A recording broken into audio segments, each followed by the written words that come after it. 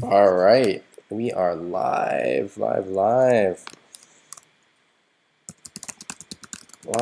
now.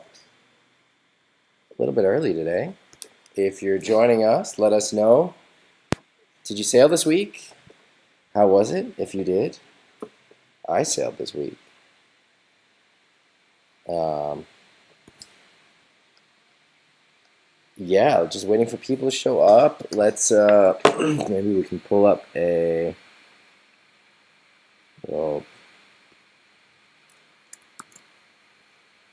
something like this.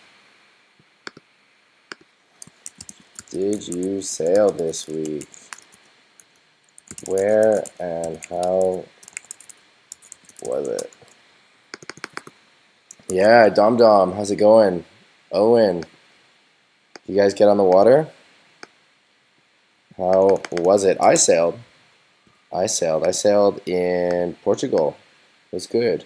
John, Dum Dum, sounds like you had a fun session. 3 days, 4-0, 4-5. Sounds good. What were you working on? Sounds good. Working on the back loop, pushing the sail, broad reach, and on the way down with some success. Awesome. Owen got on the water. Nice. Cool, Dum Dum. That all sounds great. Yeah, I sailed. I sailed in Ginchu. Let me see. I've got the pictures on my phone. Let me see if I can send them to my computer and show you guys. Hold on one sec. Let's get these photos sent to the computer. John sailed as well. 2 days. One onshore, one light wind. Practice tacking. Nice. And how's the tacking going, John? Is it starting to feel more comfortable? The footwork and the handwork? Dennis! Alright, I'm going to pull up the... let me show you guys some of the pictures from Portugal.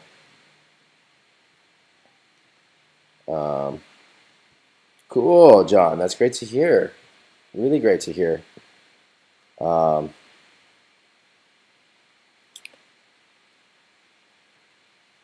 Matt, backside slides. Sounds awesome. Charles, cool. And then, is that the Cyrillic name? Is that Nikolaya? Am I saying that right? It's been a while since I read any Cyrillic, so pardon me if that's not right. I'm just trying to show you guys my session in Portugal, which was really fun. Yeah, here we go. So this was during the week. I had a couple sessions in Ginchu, Mario. And yeah, it was really fun. The beginning of the session, this was on, I think it was on Wednesday. It was onshore, kind of big waves, which I really like in Ginchu because the waves still have some power even though it's onshore. You can really do some fun backside rides. And then in the evening, it went offshore, and we had this really nice down the line session. It took me a little bit to figure that out with the down the line, but because I don't know, the spot was kind of weird. It was hard to get the right waves and the right timing. You can see some of these waves are pretty choppy, but then the ones that were good were really good and really fun. Yeah, so I had a great session the next day as well, and then there was a session I missed. There was a wedding I went to in Portugal as well, so I missed one session. Alex has sent me a picture. Looks good. Nice, nice, nice. All right, let me catch up on the chat. Yeah, so Dennis sailed on the Belgian coast, very onshore, very gusty, overpowered. The 4-2. How's it going with your board, Dennis? Are you getting the thruster set up? Mario, good to see you. Nice. Oh, and you got a back loop. Post it in the group. I want to see it. Post the back loop in the group. Greetings, Bart. How was the session in Cornwall? I learned Cyrillic. I had a girlfriend from Bulgaria when I was in college, and that's how I learned Cyrillic. But it's been over 10 years, so very, very rusty. John, good to hear you. Good to see you. You had a surf session and a sup session. Nice. How are you finding the surfing? John has been getting more and more into surfing over the last I don't know what time frame, little bit, and um, I think that's going to be really helpful for your wave sailing as well. Brian got out flat water, but great to be sailing. Hey Carl, good session at Rosie. That sounds nice. Another onshore air. Sounds good. Sounds good. You guys are getting the sessions in. Nice, nice, nice, nice. I don't know if I've got anything interesting to report about my session with my pictures. Did I learn anything? I was having a lot of fun. This picture I pulled out because people were talking about how much you should twist in your body. This is something that John and I were talking about in Denmark on our clinic. And one of the things with the cutback is you really don't want to be twisting too much into your turn. And so this is a picture of Kailani. You can see that even though there is a bit of upper body twist, he's more or less perpendicular to the board, and that allows him to really lever the board onto the rail and apply a lot of force to the rail of the board, to the heel side of the board.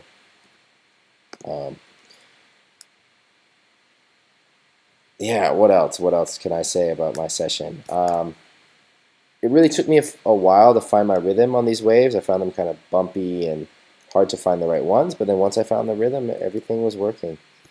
And I really had a lot of fun. Nice. Hi, Ragnar. Leon. Yeah, I'll do a little post about Portugal at some point. I've got to go through the pictures. I've got the raw pictures, and I'll go through them. Cool. Good to see everyone here. Leon freestyling. Let's get down to business. As you can tell, I don't have my normal setup. Like I said, I'm in Portugal, so I've been here for a few days. I was sailing, I had a wedding, and I go back to Germany tomorrow. But so I don't have my normal live stream setup, so hopefully this works. You can hear me, and you can see everything. It should be working. Hopefully we have a good enough connection. All right, so let's get into the group. Yes, there's going to be a World Cup in Caro. It is confirmed. It's happening in November. I'm going to be there competing. It'll be my first World Cup in 2 years. And we'll see how the conditions are. I'm praying for it to be starboard attack with wind from the right. But I'm happy with really any conditions that are there. But I love a bit of starboard attack in the competitions because we don't get that very much, so it's nice when we do. All right, so Mario, this is from today's session. Great that you got someone to film you, Mario. Who was filming you, and how did you organize it? And you said you don't have any specific questions, but we can just go through this, look at it a little bit. I like that you're getting low. I like that you've got the wide grip on the boom, and there's a lot that I like here. Really, what is missing is just the timing, and so this is something that we've talked about before. And one way to help with the timing, because it can be difficult to time sections like this, is to really aim for these corner sections, and instead of trying to do this turn on this part of the wall and trying to get that timing right, really think of sailing into these corners that are coming at you. So like this section here, and that's a lot easier to get the timing right than on this wall here. So there's a lot that I liked in your setup, and if the timing was better, it would have been great. Here's the next clip, which is attack.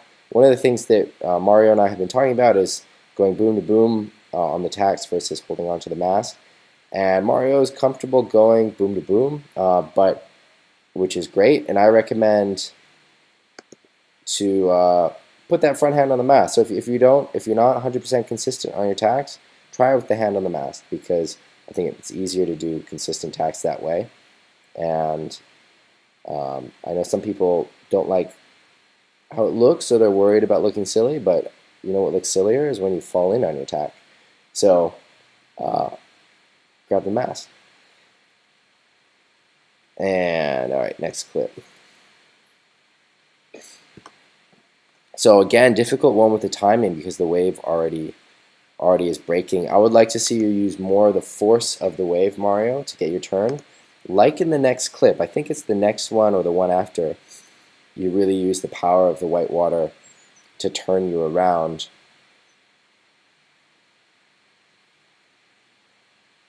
Okay, not this one. Again, it's a timing issue, right? I can see that you're really putting a lot of effort into your bottom turn. You're leaning forward, applying a lot of the principles we talked about, but the wave is just not there. And so without the wave, you've got nothing to push against.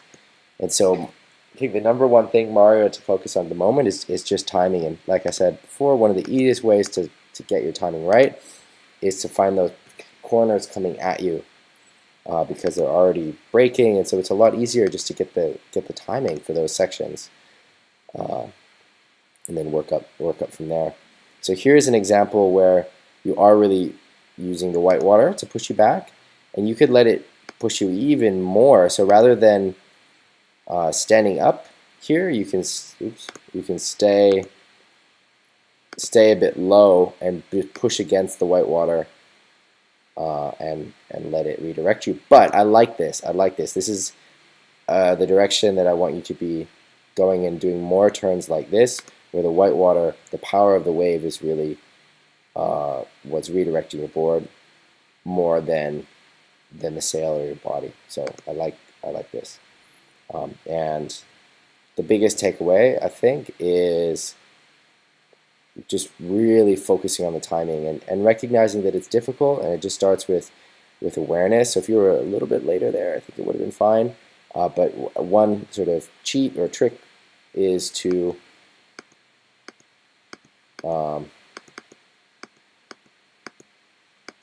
get these corner sections, because it's just a little bit easier to line up the timing right. All right, I asked this question in the group about your reaction to the first time that you saw windsurfing footage of yourself, and I love the responses and the general, the general answers are all, they have some common thread. I thought I was going so fast. I'm not as cool as I thought I looked. Room for improvement. Mussolini says, shit, I'm actually not that good. And these are so common. And one of the things that I say about footage, and this is why footage is so important, is you're matching what you think you're doing with the reality, with the footage. And that does a couple things. It helps you to fix what you're doing, but it also helps that you have a better understanding of what to do with your body, so you're better able to translate what you want to do into doing it. So footage is super important. All right, we got a post from Charles. In landlocked Canada, we don't get to wave sail much, but we try our best. In the spring, I posted a first video and received great advice and motivation. I sailed small waves this week for the first time since. Conditions were marginal, but enough to work on keeping speed and trying to find a bit of power in the waves. I don't have a specific coaching question. I just want to highlight the passion and that we can make a bit of lemonade out of lemons. Nice. And Charles is also one of the stars from the loop course that we did in the early summer. So right on, Charles. Are you still doing some loops? There's a little jump. Gets into some wave riding, some onshore wave riding. I like this. It's always difficult with these angles. With any of the GoPro or action cam angles, you don't get a full picture like you do from the beach, but it still provides a lot of information. And it looks, Charles, like you are really getting this high five here. And this is a good sort of textbook of how to do a backside on one of these sections that's just upwind of you, a small whitewater section. And you can see that he's carving up, gets the board. Here the high five is happening. The bottom of the board is facing the power of the whitewater, picks up speed, and he's able to accelerate out of it. So this is great. It incorporates all the elements that we talked about when we talk about this kind of backside turn. Charles, if you're in the chat, I would love to hear what you think about when you go into these turns. And if you were trying to teach this backside turn to someone, what would you say? So, Charles, if you're in the chat, let us know. All right, moving on to the front side. Now, front side, when it's onshore like this, is hard. It's hard to keep speed. And I noticed some of these bottom turns are getting cut off. I guess the wave is disappearing. You've got a nice wide tail on this board, which I think helps keep speed in these conditions, which is good. Here again, you're coming up to the whitewater, picking up a bit of speed. Again, it's so onshore. So without a specific question, Charles, I don't have much comment on the frontside riding. It looks like you're having fun. It looks like you're picking up speed. If you do have a specific comment, I can address it. It looks like you're getting your hips into the turn and you're keeping your speed, which is one of the main things that I'm looking at to evaluate wave riding is speed and placement. So good job. What I'd like to see is I'll do the post if you. Oh, you were in the chat. Cool. Yeah, but I want to hear a little bit more. How did it feel? What did you think going into it? What were the sensations on the board, under the board? What were you doing with your lower body, upper body? You don't have to get too technical with it, but just in a way that might help others in the group who are trying to do similar. All right, I'm going to move on. We've got a video from Bart. Let me see if I can make this quality. No, this is the highest quality. Okay.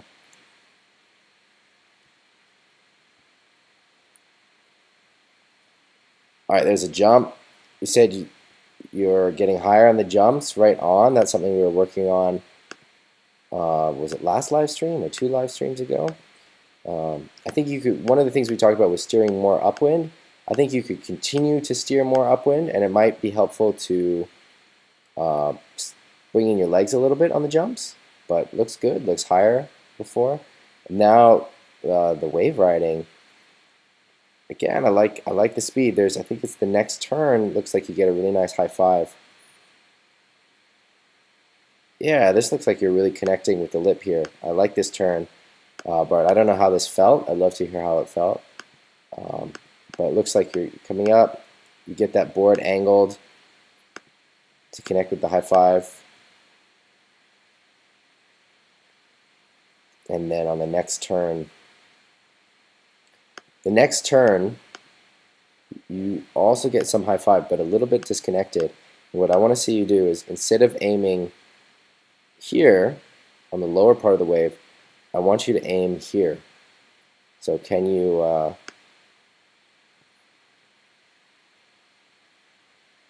identify the difference that I mean? So instead of coming low on the wave to connect with the whitewater, you want to connect here on the whitewater. So that, I think, will make a difference. And then you asked about more drive in the bottom turn. One of the biggest things with drive in the bottom turn is the hips. And so this is something that we talk about a lot. It's one of the big themes along with the high five, which is getting your hips rotated into the turn. And so let's see where your hips are. So you see how your hips are pointing. If we drew a line out from your hips, they're pointing like here somewhere, right? You want to get these hips pointing here. So you're turning them into the turn.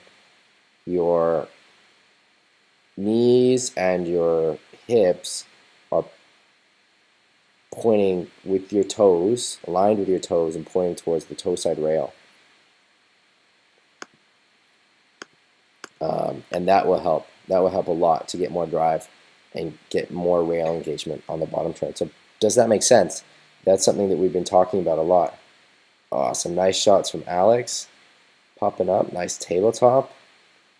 Alex, are you in the chat? I didn't see you in the chat. Oh, you are in the chat. There you are. Nice. So, Bart, does that make sense with the hips? Just to demonstrate, it's the difference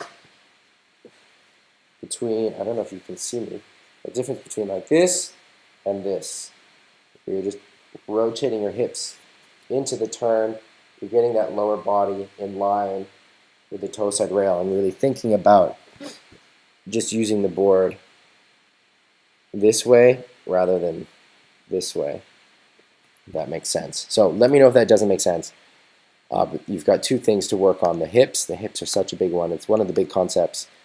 And then on these corner sections, which Mario, these are also the sections that I'm encouraging you to look for, and everyone really to look for, because you can do a really dynamic turn and it's easy to figure out the timing. But you want to hit this part of the section, not down here. So aim a little bit higher up here. All right. Moving on. All right, Mario's got a question about the Insta360. It looked like we had. So Bart, nothing about the rig. I don't think you really want to think about the rig so much. If anything, you just kind of want the rig away from you. But think about the hips. So it's really about the hips, and not, you don't need to think about the rig, but get those hips rotated in the direction of the turn. So the hips are rotating instead of towards the nose of the board to where your feet are pointing. Does that make sense? This is an important concept, so I don't mind spending a little bit more time on it if needed. But let me know if that makes sense. All right, so there are some good answers here from Mario.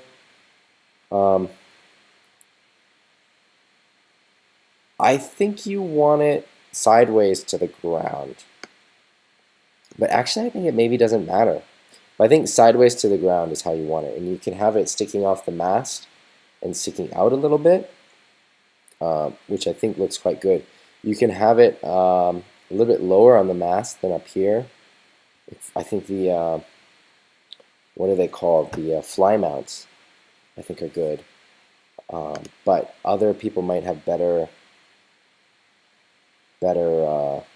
advice than what I have. And I would do it on the mast above, somewhere like 3/4 up the mast. All right.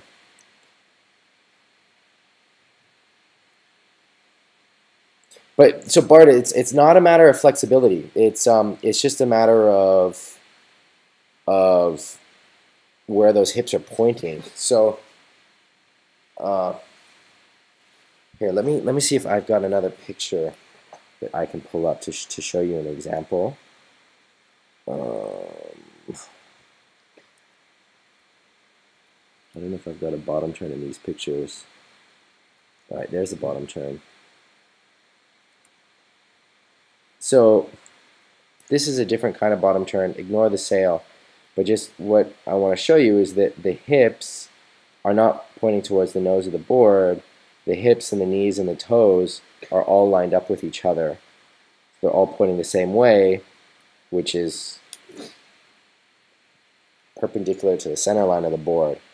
And so then when you're leaning forward, that's getting the board on the rail. And having those hips turn more in the direction of the turn rather than towards the nose of the board helps get power into your front leg. It does other things too, but all you have to think about is the hips. You don't have to think about why it's working. Just get those hips into the turn. Try to get your knees, your hips all pointing perpendicular to the center line of the board. And it's not a flexibility thing, because I'm assuming that you walk like that and spend most of your time actually with your body lined up like that.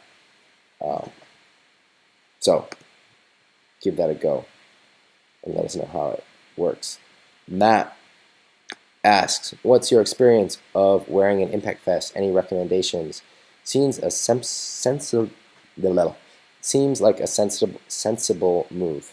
Little tongue twister there.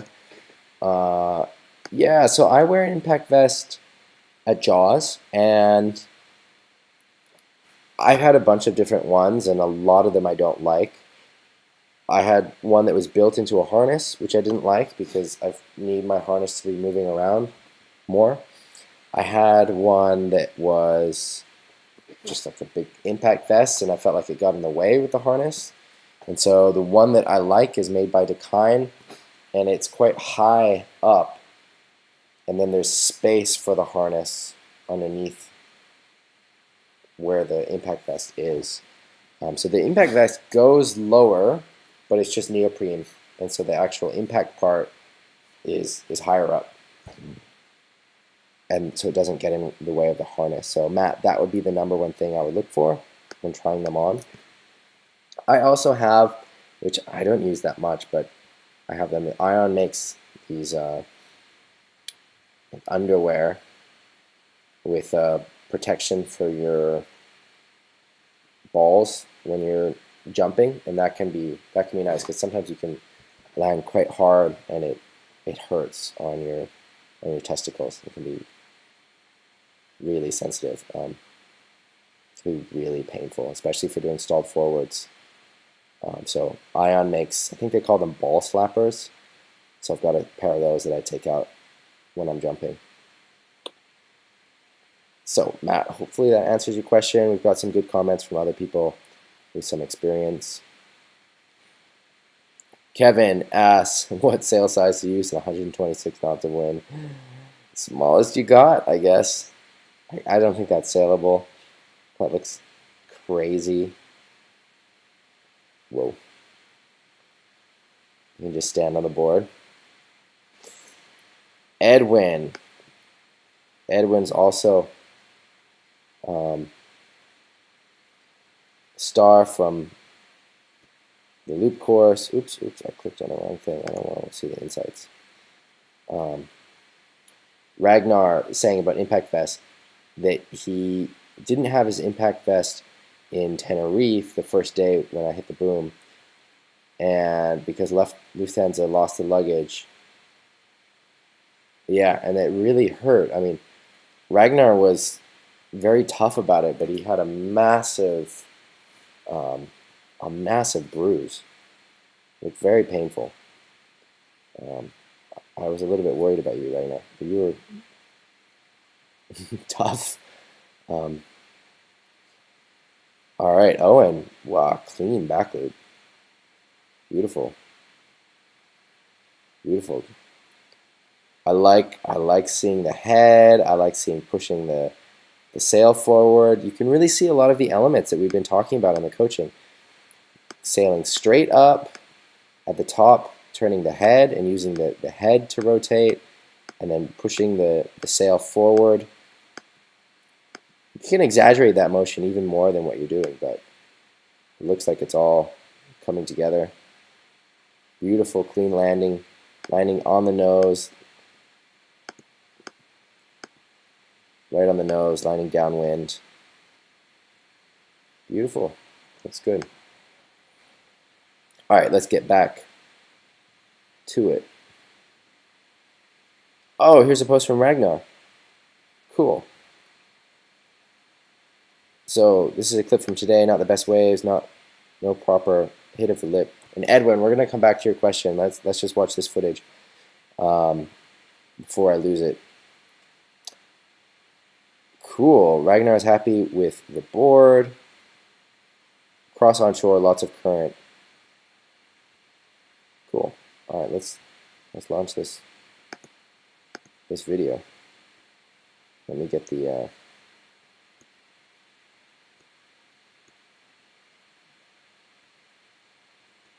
change the forwarding. Nice, Ragnar. Happy to hear that you're getting on the water. Happy with the gear. Looks like the camera is working well too. This is the Insta360, right? Cool. Wow, I can see such a difference in this board versus the freestyle wakeboard that you were on before, or any of the other boards. I mean, it's so cool. Look, you can just see how effortlessly you do this. There's like a little backside here, and just how easily you redirect into that turn and out of that turn on the rail. Nice. Looks like it's working well. You're going through some stones here.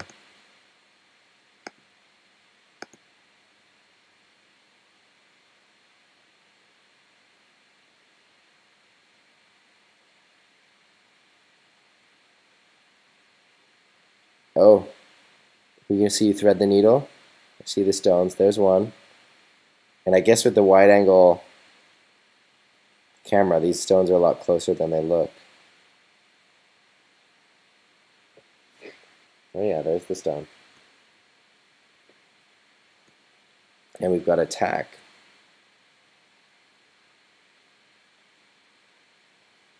Hand on the mast. This is what I was talking about before that I recommend doing. Nice. So what happens here?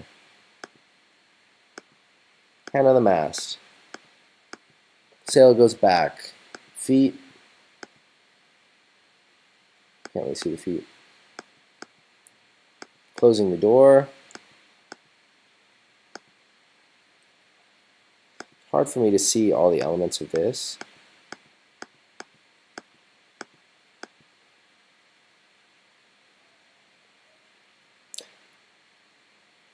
If I had to guess, though, a different angle might reveal something else, but if I had to guess right now, I think that you've got a lot of the elements in here, and it's a matter of getting used to your new board, which is going to have a different volume distribution, and it's going to be a bit more tippy and a bit more sinky. You could probably put the sail back more towards the tail of the board a little bit more as you're going into the tack. Would be my only note, but it's a little bit hard to see from that angle exactly what's going on. And so I think it's a lot to do with the new equipment, getting used to the new equipment, and then you can put the sail back a little bit, but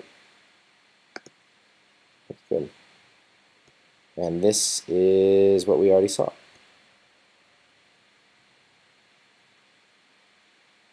Nice. All right, let's get down to Edwin's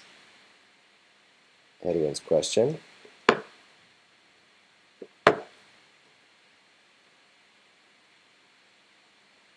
So Edwin says that he started with his boom about 5 centimeters lower than normal because of the conditions, which were really good for wave riding in Vikensee. The wave riding felt very good, but found it hard and strange to get planing on the way out with the boom low.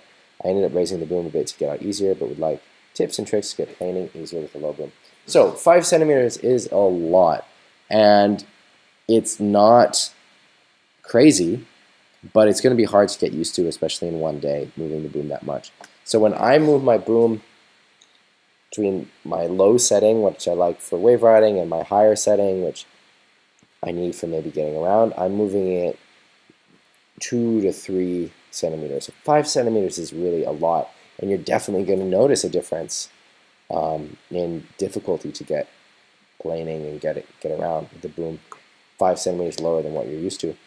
So I would go with less of a drop. It's just a really dramatic change for anyone, especially if you're always using your boom at the same height. So if you're used to moving your boom around, then 5 centimeters it doesn't feel so radical. But especially in the beginning, when you're trying to move your boom around, I would stick with about 2 to 3 centimeters of adjustment. And then, yes, it is going to be more difficult to get planing. And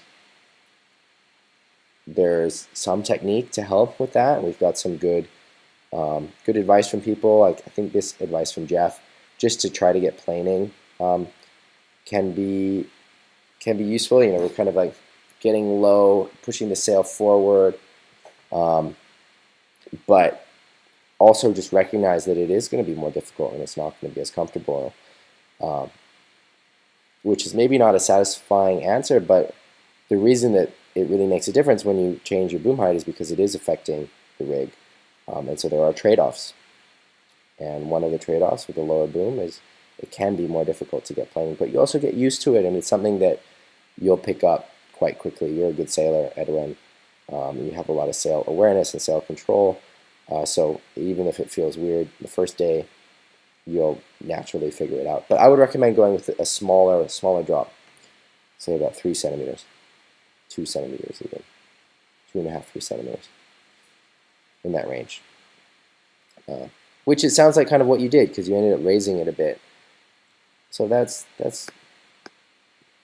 what I would recommend. You found the natural solution. But it's also good to practice with a really low boom, and it gets you used to having to move in a different way. And one of the things that I always say is you want to play, experiment. And because as you notice is if you move your boom 5 centimeters lower, and it feels like you have a completely different sail, a completely different board, right? And that's pretty cool. All right, are we still good on the stream? Is everything still working? I'm not sure how my internet is here. Hopefully it's still working. I'm just going to keep flowing through everything. We got this report from Bjorn. So Bjorn's been wing foiling, and he wrote a nice little report about how it's been learning to wing foil, and then how he thinks that it helps his wave sailing and other windsurfing, which is super cool. So I recommend, if you're interested in wing foiling, to check out Bjorn's report and video. No coaching. There's nothing. I'm not doing the wing foiling, so I can't coach it. But Bjorn, thank you for the report, and I think it's really useful for anyone who's interested. All right.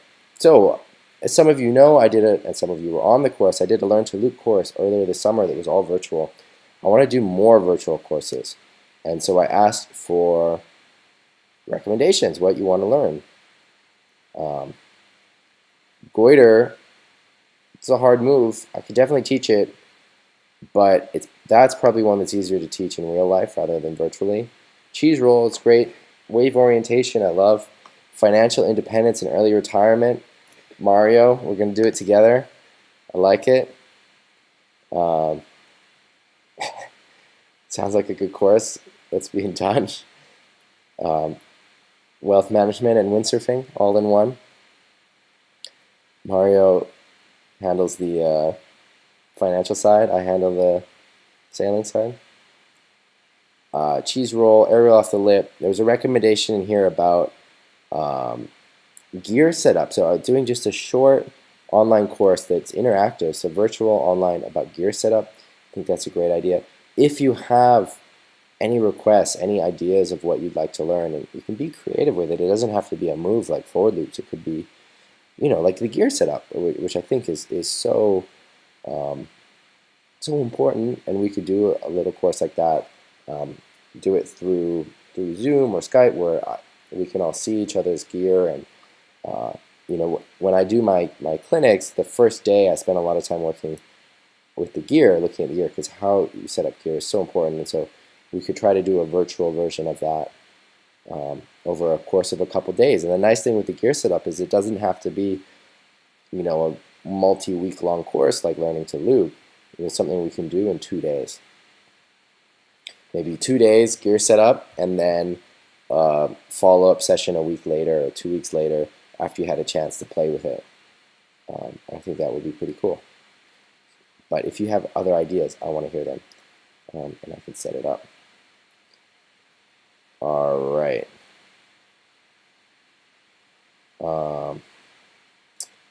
What else? So Chris has a question about distance for foot straps for wave sailing in strong wind, closer together or further apart. I don't change my foot straps depending on the wind. Probably if you move them for just wave riding, wider gives you a lot of control and power. If you're also jumping, then you want them more in the middle. But I don't change my foot straps based on wind strength. So interesting to hear the comments here. My answer is that I don't change them. Yoni asked for advice about his Fanatic. We've got some good advice also from Steve Thorpe, who is the man behind K4, founder and designer of K4 fins. So he's got a lot of good knowledge and wisdom about fins. And so this question is about fins, what fins to use on this board. And so great to hear Steve's comment. Cell chimes in as well, which is great. Dom Dom asked about Victor Fernandez's knee positions and whether he should bring his knees together. And what I said, I think maybe we talked about this on the stream, or at least I commented on it, is you want to suck your knees up, bring your legs up, but you don't have to jam your knees together like this. Ragnar's got some conditions. I love this question from Sammy about where people are traveling. And just like that, I think we're all caught up. I think that's it. Wow.